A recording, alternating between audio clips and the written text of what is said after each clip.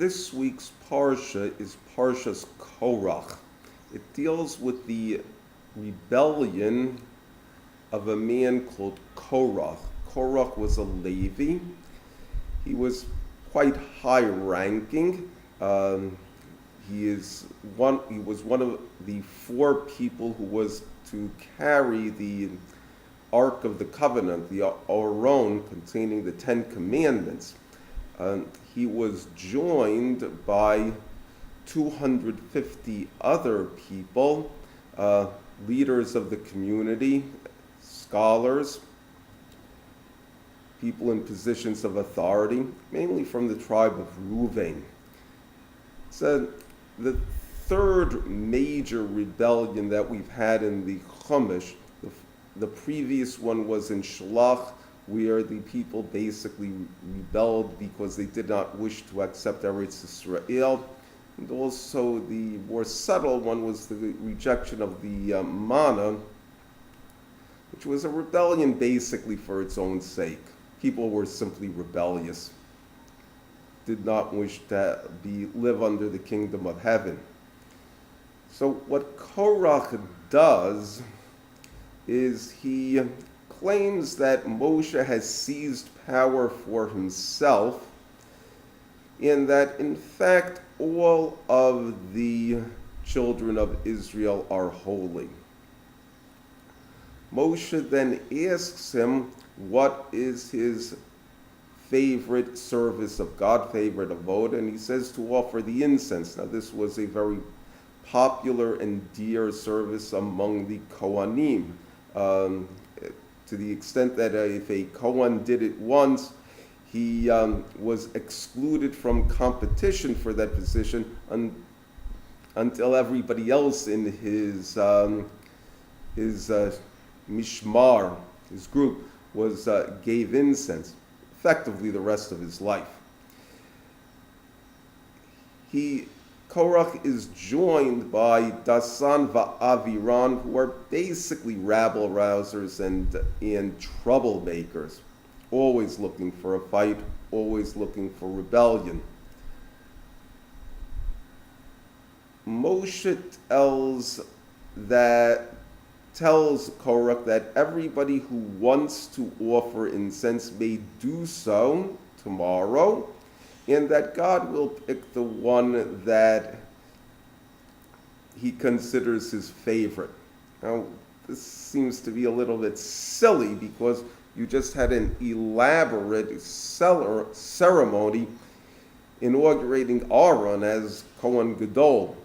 So it would seem pretty clear who was God's choice.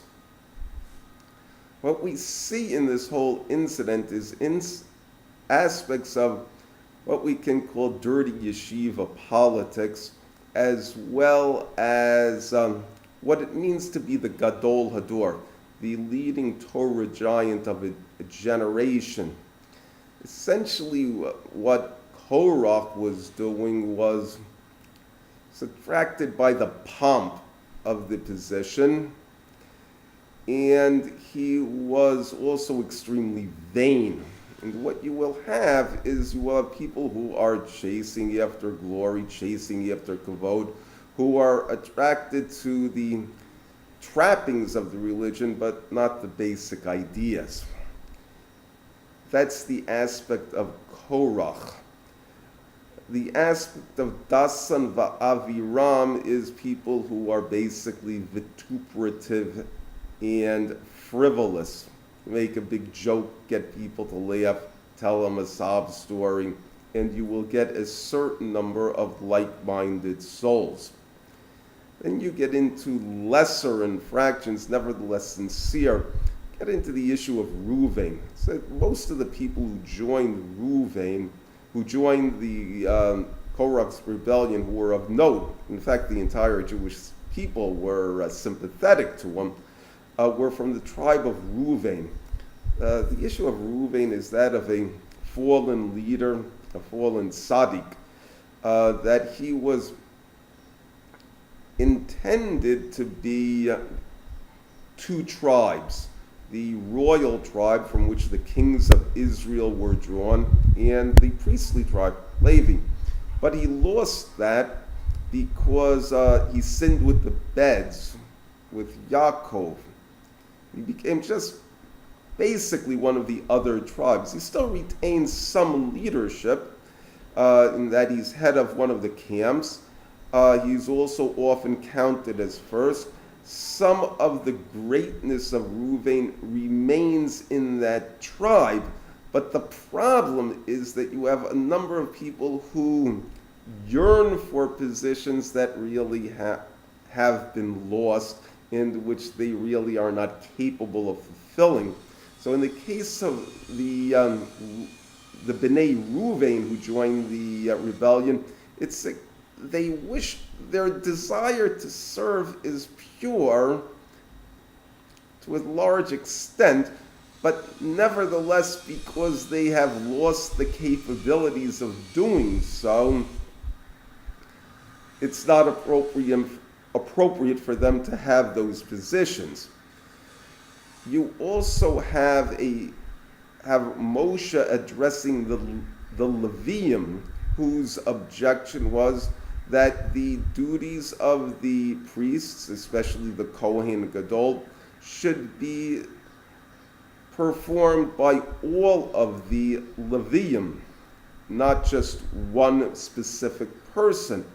What Moshe says is that's not really true. He says there's an aspect of being unique in the world. And just like we have one God, we also have one Kohen Gadol, and he is the only one that it is appropriate to do certain services, to enter into the chamber of the Holy of Holies, the Kodesh Kodeshim, once a year. That is just for that one person alone.